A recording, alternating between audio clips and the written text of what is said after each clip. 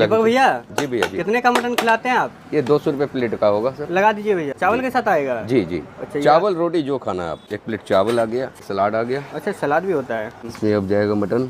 ये चला गया नली का पीस। अच्छा, ये नली का पीस और एक आ गया ये आगे रान का पीस। आगे रान का। जी भैया आपके पास हम डेली खाने के लिए आते हैं मटन, ये पूरा वाला पूरा लर नहीं दे दीजिएगा?